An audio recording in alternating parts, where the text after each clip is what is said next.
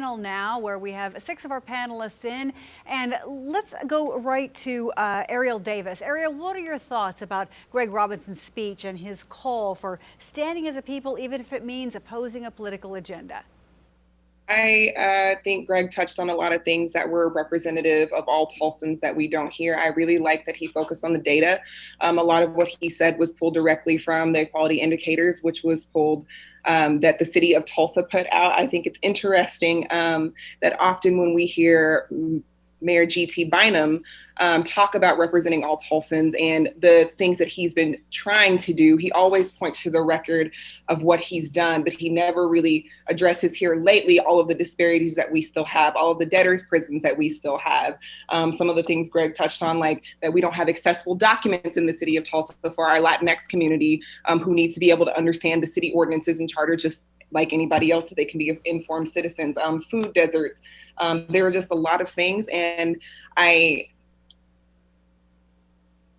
honestly, personally wish that Greg wins because I feel like he gave a voice to all of the people who have been voiceless for so long. It is one thing to put out a report that is full of data explicating a problem, but what I think it is so easy to forget is that there are actual people with real stories who are suffering behind those numbers. And I appreciate that he called out those things because I know that there are a lot of Tulsans who feel represented tonight who previously probably haven't.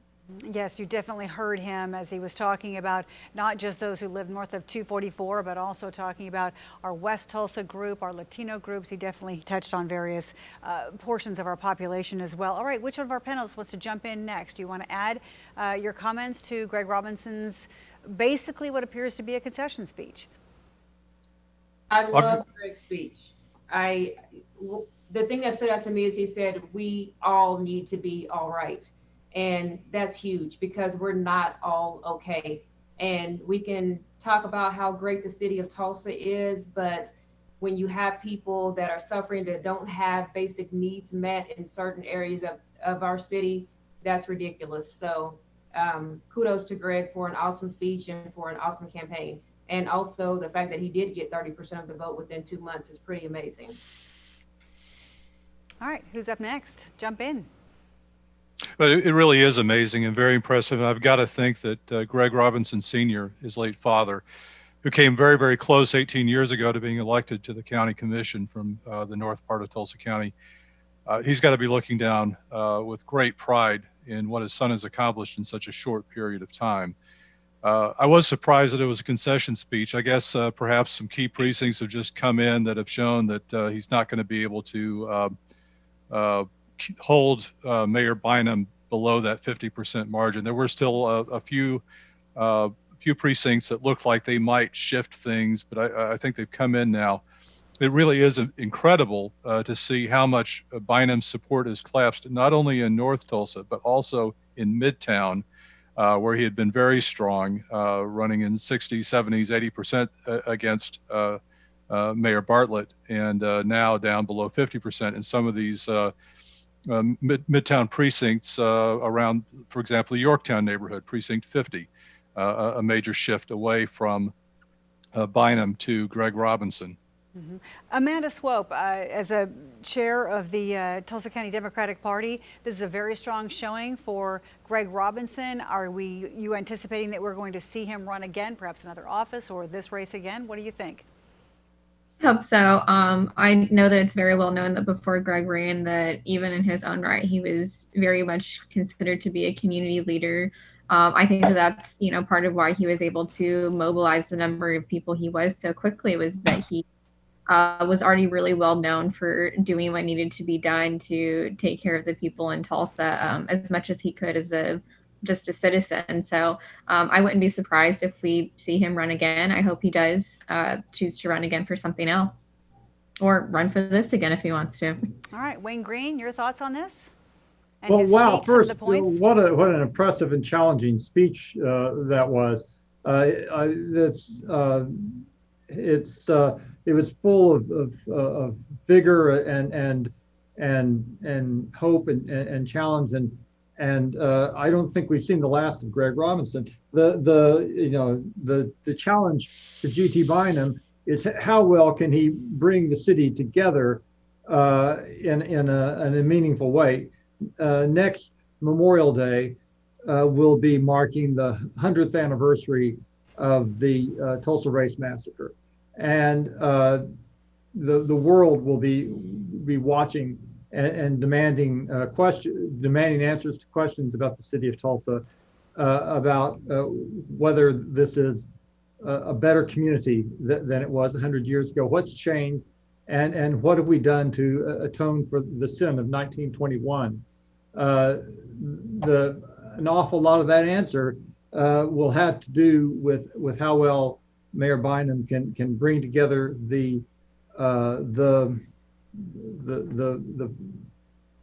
divisions in the city of Tulsa in the next year.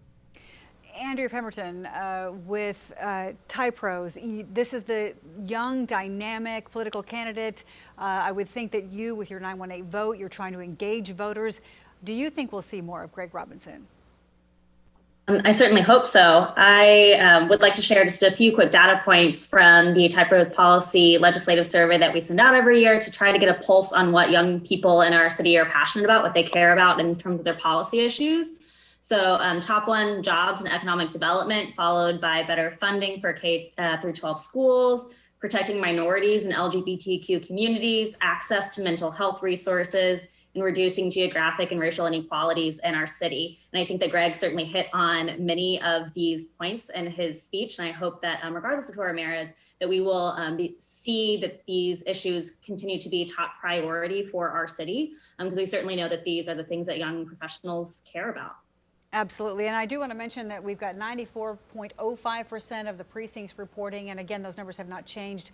It's showing G.T. Bynum with 52.17% of the vote, Greg Robinson with 28.27% of the vote. And just an item of note, Ken Reddick drew about 14%. Craig Immel only 1.88%. So not really much of a challenge there from the other political, entries in this race. Your thoughts about that? I mean, did we just have such a powerhouse in G.T. Bynum that the other candidates, or were there just not enough organization in those races? What do you think? You really cannot run a citywide race in such a short period of time and hope to be terribly successful. That Greg Robinson did so well is simply amazing.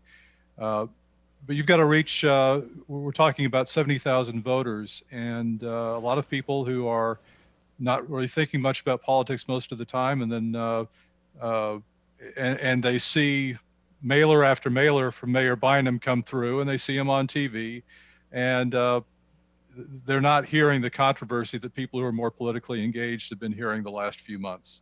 Yes. It's hard to overcome. Dr. Mata, this is a tremendous call to action that we heard from Greg Robinson. He talked about his childhood, how he wanted to find pathways to their dreams. That's what he's hoping for others. Do you suppose a speech like this, or a successful campaign in such a short period of time for Greg Robinson, will that inspire others?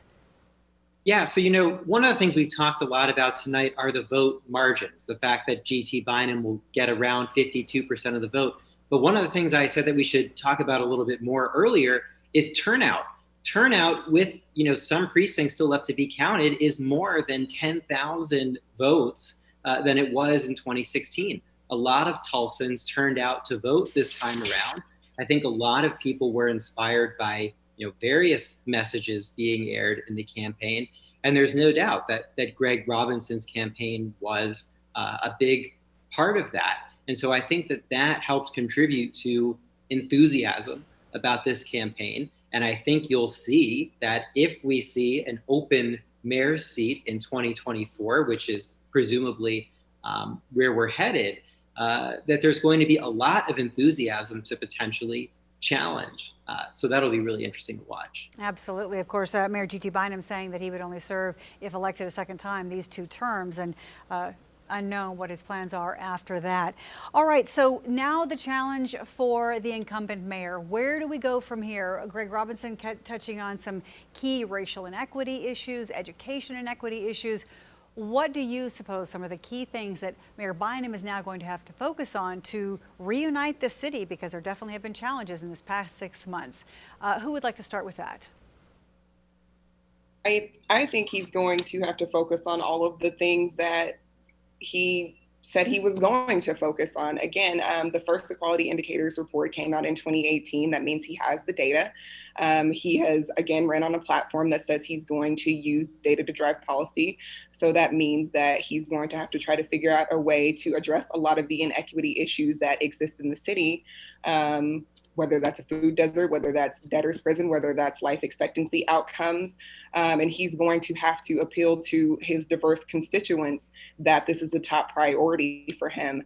And that, quite frankly, public safety is a top priority for him. I think he's done a little bit of damage to his political reputation, especially in communities of color. So he's going to really have to work hard to repair that. So we'll see. Risa? Well, he's done. I'm sorry. Go ahead. No, Michael, go ahead. He's done damage both to the left and the right on public safety. Conservatives were offended by his decision to cut loose live PD after claiming that he wasn't going to cave in. That was something even Greg Robinson noted, that he went from being tough guy on the radio in the morning to being to conceding to protesters in the afternoon. What's going to be interesting is what are his ambitions beyond being mayor? If he's not going to run for re-election in 4 years, if he intends to run for statewide office, he may very well see that his future is either going to be, well, if it's going to be as a Republican, which is how he's registered and how he came up in politics, he may shift in a very different direction than he has gone over the last 4 years, in order to position himself to run in a statewide race that's going to be dominated by conservative voters. All right, Risa, do you want to pick up? Who's next? Just suggest that he has plans to run for any political office after mayor, because he sat in my office and said he had no such plans. I've heard otherwise through the grapevine.